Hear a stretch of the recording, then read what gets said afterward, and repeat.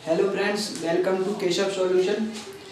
हम पढ़ रहे थे स्टूडेंट्स फिजिक्स और फिजिक्स में पढ़ रहे थे इलेक्ट्रिकल पोटेंशियल, विद्युत विभव के सारे डेरिवेशन हमने कर लिए थे।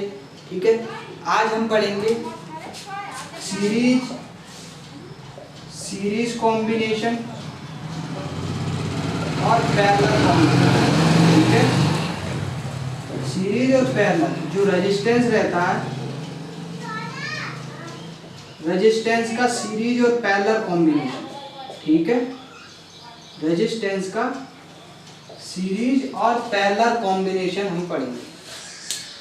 ठीक है,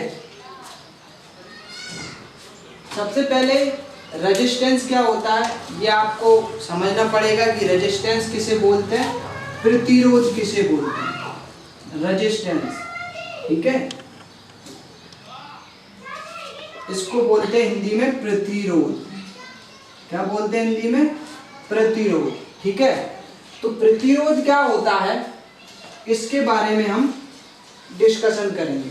तो फ्रेंड्स, इसको मैं प्रैक्टिकली आपको समझाता हूँ। एक वायर में जब आप विद्युत धारा प्रवाहित करते हो, एक वायर में, एक तार में जब आप विद्युत धारा प्रवाहित करते हो तो विद्युत धारा प्रवाहित होती है, जैसे ही उसमें उस तार में क्या हो जाता है, वोल्टेज बन जाता है, मतलब विभव बन जाता है। उसमें क्या बन जाता है? विभव।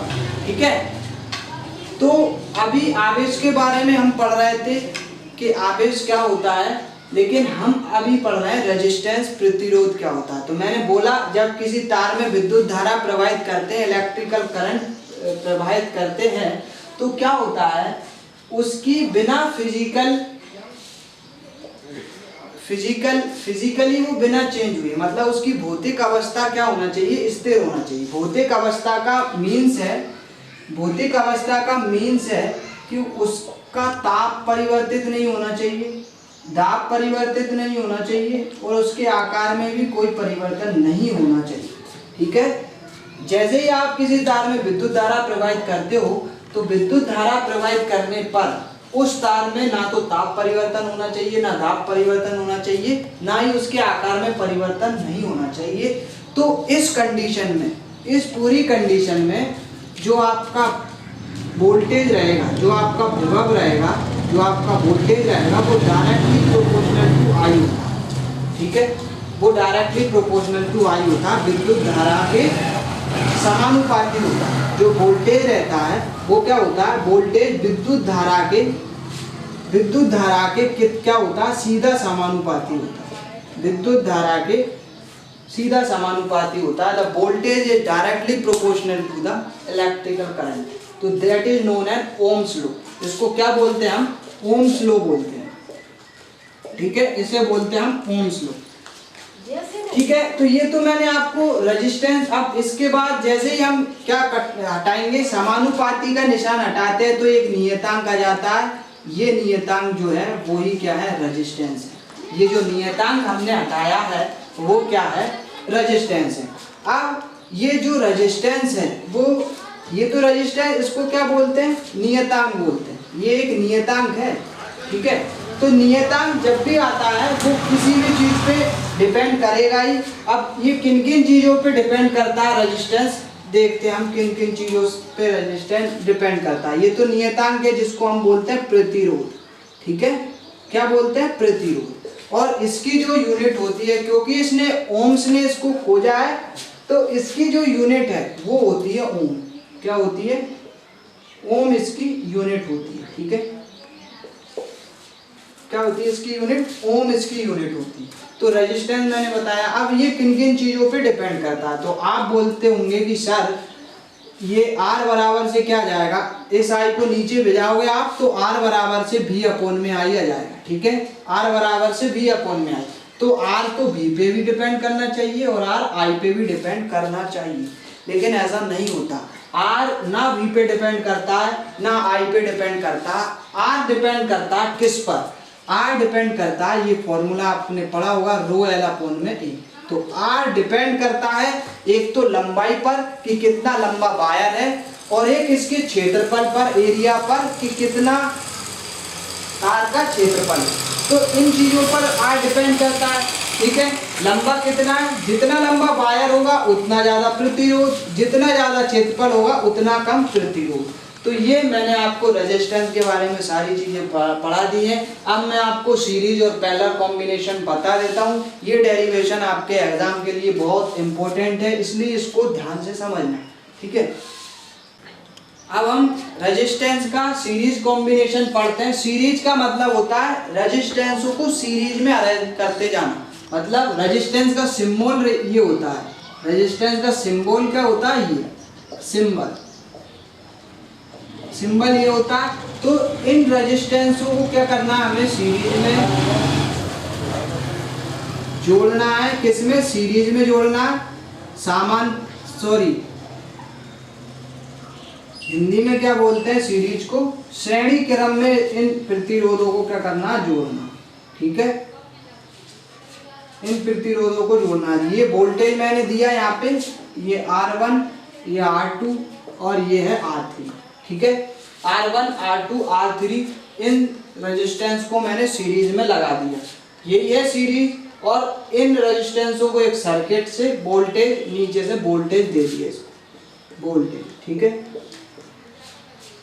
वोल्टेज इसमें दे दिया, यहाँ पे प्लस आएगा, यहाँ पे माइनस आएगा। तो इधर से क्या होगा, करंट फ्लो होगा, इसमें I करंट फ्लो होगा और I इस पूरे रेजिस्टेंस में, इस पूरे सर्किट में क्या होगा, फ्लो होगा, ठीक है।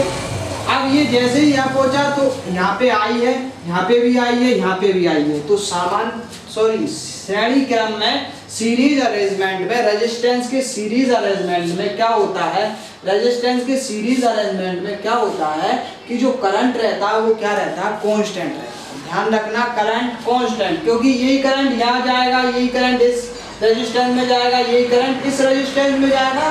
तो current will be constant, I क्या रहेगा, कांस्टेंट। इस पूरे में क्या रहेगा, I कांस्टेंट रहेगा, ठीक है। I कांस्टेंट रहेगा तो क्या बटेगा बेटा, voltage will be divided, voltage V1 यहाँ पे, V2 यहाँ पे और V3 यहाँ पे, तो वोल्टेज बटेगा। रेजिस्टेंस के सीरीज कॉम्बिनेशन में करंट कांस्टेंट रहता है पहली बात, और दूसरी बात वोल्टेज डिवाइड होता है, ठीक है। ये दो बातें आपको ध्यान में रखना है। तो वोल्टेज कितना, ये टोटल भी यहाँ पे अपन ने V दिया और ये भी जाके V1, V2 और V3 में क्या हो गया, डिवाइड हो गया। तो जो टोटल V है वो कितना आ जाएगा, V बराबर से क्या आ जाएगा, V1 plus V2 plus V3, ठीक है। कितना आ जाएगा, V1 बराबर से V1 plus V2 plus V3, ये टोटल वोल्टेज के बराबर, ठीक है। यहाँ पे जैसे ही अपन वोल्टेज दे रहे हैं तो ये ओम्स लॉ के अकॉर्डिंग क्या हो जाएगा, V बराबर से क्या आ जाएगा, RI होता है हमारा, V बराबर से RI, V बराबर से क्या होता है, RI। V1 बटा है तो R1, I तो कांस्टेंट है तो R1 I यहाँ पे हो जाएगा, और V2 बराबर से क्या हो जाएगा, R2 में बटा वोल्टेज कितना है, R2 और करंट, और V3 कितना है, R3 I, ठीक है। यहाँ पे RI ऐसा का ऐसा ही, I को मैं क्या कर लूंगा, कॉमन ले लूंगा, तो R1 plus R2 plus R3 ये होता है, ठीक है। I से क्या हो जाएगा, I कैंसिल हो जाएगा, तो R बराबर से क्या आ जाएगा, R1 plus R2 plus R3। तो ये इसे बोलते हैं हम सीरीज कॉम्बिनेशन में। रेजिस्टेंस कितना आता है, तो सभी रेजिस्टेंस को ऐड कर दो तो ये टोटल रेजिस्टेंस के बराबर होगा। मतलब इसकी जगह अगर मुझे एक रेजिस्टेंस दूसरा लगाना है, कोई एक बड़ा वाला रेजिस्टेंस लगाना है, तो इनको ऐड करके जो वैल्यू आएगी वो बड़े वाले रेजिस्टेंस के बराबर आने वाली है, ठीक है। तो ये था सीरीज कॉम्बिनेशन रेजिस्टेंस का। अब देखते हैं हम पैरेलल कॉम्बिनेशन रेजिस्टेंस का, ठीक है। पैरेलल कॉम्बिनेशन देखते हैं रेजिस्टेंस का। पैरेलल कॉम्बिनेशन क्या होता है, तो सबसे पहले पैरेलल का मतलब है रेजिस्टेंस को पैरेलल में जमाना, ठीक है। इसका मतलब है कि एक रेजिस्टेंस यहाँ, एक रेजिस्टेंस यहाँ और एक रेजिस्टेंस ऐसे जोड़ेगा जिसमें से यहाँ से एक तार गया, यहाँ से एक तार गया, इधर से एक तार गया, ठीक है। और ये पूरा का पूरा जो तार है वो कहाँ पे, एक जगह ऐड हो जाएगा, एक ही इसका क्या हो जाएगा, सर्किट हो जाएगा। ये 3 पॉइंट हो गए जिनको हमने A, B और C नाम दे दिया। इसको A1, इसको बी डैश और इसको C dash, A dash B dash C dash. तो ये है कॉम्बिनेशन रेजिस्टेंस का। इसको मैंने R1 नाम दे दिया, इसको R2 और इसको R3। ये रेजिस्टेंस है, ठीक है, ये क्या है रेजिस्टेंस। अब इस सर्किट को मैंने बाहर से क्या कर दिया, इस सर्किट को बाहर से मैंने वोल्टेज दे दिया। तो ये मैंने यहाँ पे वोल्टेज लगा दिया जिसका साइन क्या है, प्लस से माइनस वोल्ट में, ठीक है। किस में दिया है वोल्टेज, वोल्ट में दिया है। तो यहाँ से ये करंट जाएगा, ये करंट जाएगा। अब यहाँ पे क्या होगा, किरचॉफ लॉ जब मैं आपको पढ़ाऊंगा तब ये अच्छे से और समझ में आएगा। अभी तो आप इतना समझिए कि जैसे ही करंट को यहाँ से रास्ते मिले, कितने रास्ते मिले, एक रास्ता, दो रास्ता, तीन रास्ता, तो ये करंट तीनों रास्तों में अलग अलग मतलब डिवाइड हो जाएगा, I1, I2 और I3। तो यहाँ पे जो करंट गया है I, वो कितने में डिवाइड हो गया, I1, I2 और I3 में डिवाइड होगा। ये I1 यहाँ से जाके फिर से ये यहाँ से I1 आया और यहाँ से I2 आया, यहाँ से I3 आया और ये टोटल करंट फिर से I बनकर बाहर निकल जाएगा और ये पूरा का पूरा फिर से वोल्टेज में ऐसे ये साइकिल क्या होता जाएगा, चलता जाएगा, ठीक है, ऐसे साइकिल चलता जाएगा। तो इसका हम देखते हैं कितना रेजिस्टेंस आता है इस पैरेलल कॉम्बिनेशन में। एक बात आपने ध्यान दी है कि इसमें क्या है, voltage will be constant. Voltage क्या है, वोल्टेज इसमें कांस्टेंट है, वोल्टेज है नियतांक। क्या है वोल्टेज नियत, और क्या है इसमें करंट जो है, जो विद्युत धारा मतलब I जो है वो बदला है, मतलब क्या हुआ है, बदला है, चेंज हुआ है, ठीक है, क्या हुआ है, चेंज हुआ है। तो वोल्टेज इसमें कांस्टेंट है, वोल्टेज कांस्टेंट है यहाँ पे, और जो करंट है वो चेंज हुआ है किसमें, I1, I2, I3। तो हमने एक अरेंजमेंट पढ़ा है कि जो टोटल I है वो कितनों में बटा है, ये टोटल करंट इसमें से जा रहा था वो किस किस में डिवाइड हो गया, I1 plus I2 plus I3 में ये करंट डिवाइड हो गया, ठीक है। ये करंट किस किस में डिवाइड हो गया, I1, I2 और I3 में ये डिवाइड हो गया, ठीक है।